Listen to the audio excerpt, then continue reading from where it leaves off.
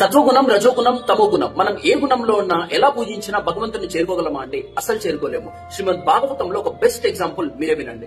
పార్థివ దారుణో ధూమస్ అంటే ఈ భూమి నుంచి మనకి చెక్కలన్నవి తయారైతాయి కదండి, వాటి నుంచి మనకి పొగ అనేది వస్తుంది కాల్చినప్పుడు. ఈ తమో గుణం అనేది అలా ఒక చెక్క లాంటిది అనమాట. ఒక బరువైనది, లేజీగా, ఒక డైరెక్షన్ లేనిది, కదలనేది, ఇలా అనమాట. తస్మాత్ అగ్నిస్త్రయమయ, ఈ పొగ నుంచి అగ్ని అనేది వస్తుంది. దాన్నే మనం ఈ యజ్ఞం లాంటి కార్యాలలో వాడుతుంటాం కదండి. ఈ రజోగుణం అనేది ఆ పొగ లాంటిది. అటు ఇటు కదులుతూ కొంచెం బిజీగా ఉన్నట్లు ఉంటుంది కానీ స్పష్టత, క్లారిటీ అనేది ఉండదు. ఈ సత్వగుణం అనేది అగ్ని లాంటిది, బ్రైట్ గా, క్లియర్ గా, స్పష్టంగా, అలానే జ్ఞానభరితంగా, నాలెడ్జ్ ఫుల్ అనమాట. సో ఈ అగ్నితో మాత్రమే మనకి అసలైన లాభం అనేది లభిస్తుంది. అలానే సత్వగుణంలో మాత్రమే శ్రీకృష్ణ భగవానుడి గురించి మనం అవగాహన చేసుకుని అర్థం చేసుకోగలం యాజ్ ఇట్ ఈస్ గా. తమసస్తు రజస్తస్మాత్.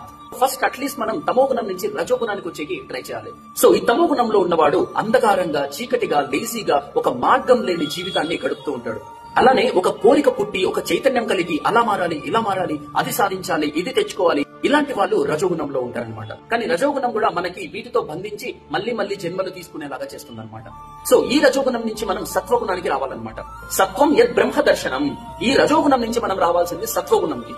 అప్పుడు మాత్రమే శ్రీకృష్ణ భగవానుడు స్పష్టంగా అర్థమవుతాడు. సత్వగుణంలో ఉన్నప్పుడు మాత్రమే మన మనసు చాలా నిశ్చలంగా ఉంటుందండి. అప్పుడు మాత్రమే ఆత్మ, పరమాత్మ, మన జీవిత లక్ష్యం, ఇలాంటి వాటి గురించి ప్రశ్నలు మొదలైతాయి. ఆ క్షణం నుంచే చాలా శుద్ధమైన, జ్ఞానపూర్వకమైన కృష్ణ భక్తి అనేది మొదలైతుంది. ఎంతో అంధకారమైన తమోగుణంలో ఉన్నప్పటికీ శుద్ధ భక్తులైన శ్రీల ప్రభుపాదుల వారి గైడెన్స్ మనం తీసుకుంటే, వారిని మనం ఆధ్యాత్మిక ఆచార్యునిగా, స్పిరిచువల్ మాస్టర్ గా స్వీకరిస్తే, తమోగుణం నుంచి రజోగుణం, రజోగుణం నుంచి సత్వగుణం, ఆ తర్వాత 3 గుణాలను దాటి శుద్ధ సత్వగుణానికి చేరి శ్రీకృష్ణ భగవానుని మనం అర్థం చేసుకోగలుగుతాం. ఇదే ఈ భాగవత ధర్మం యొక్క గొప్పతనం అండి. సో ఈ చెక్కలాగా, పొగలాగా ఉండకుండా అగ్నిలాగా మనం బ్రైట్ అయ్యి కృష్ణ భగవానుని యాజ్ ఇట్ ఈస్ గా అర్థం చేసుకోవాలి. అదే నిజమైన జ్ఞానం, భక్తి, ముక్తి. హరే కృష్ణ.